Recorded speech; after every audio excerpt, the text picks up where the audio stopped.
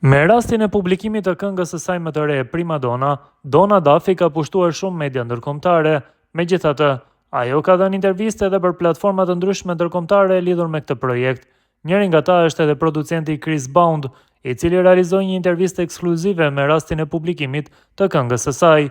Intervista, e cila është publikuar në platformën Mystic Sons, përmban edhe disa detaje të reja nga këngëtarja, të cilat nuk i kemi dëgjuar më parë. Të njohim Donna Duffy titullohet ajo, me prezencën e saj të fuqishme, tingullin magjepsës dhe energjinë e pakapshme krijuese. Donna Duffy po e vendos veten shpejt si një nga zërat më të rëndësishëm të rinj të popit. Kënga e saj e fundit, Prima Donna, është një deklaratë e guximshme, e formuar nga trashëgimia e saj gjermane, nigeriane dhe shqiptare, dhe e mbështetur nga një master në arkitekturë.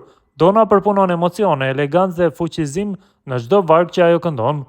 Në zemër të Prima Donnas qëndron një tension që shumë e njohin, lartësia e një dashurie të re dhe frika për të humbur në të.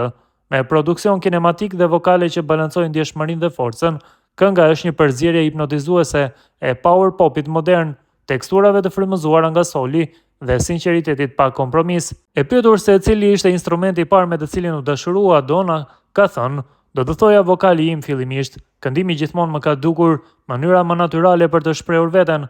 Më vonë pianoja u bë shumë e rëndësishme, gjithashtu ajo më ndihmoi të kuptoj këndimin dhe emocionet në një mënyrë më të thellë."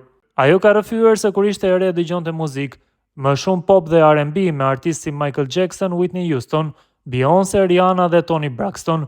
Në të njëjtën kohë, mamaja ime, thoshte ajo, më prezantoi me shumë artistë afro dhe soul, si Fela Kuti dhe Erykah Badu, të cilët formuan shumë nga shihet e saj muzikore.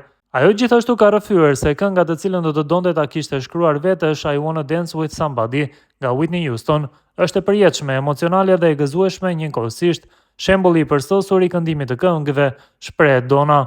Sipas saj, pjesa më shpërblyese e muzikës për të është që të lidhet me njerëzit, të dish që një këngë që ke shkruar mund t'i bëjë njerëzit të ndihen të kuptuar ose të fuqizuar është diçka jashtëzakonisht e veçantë, shpreh ajo.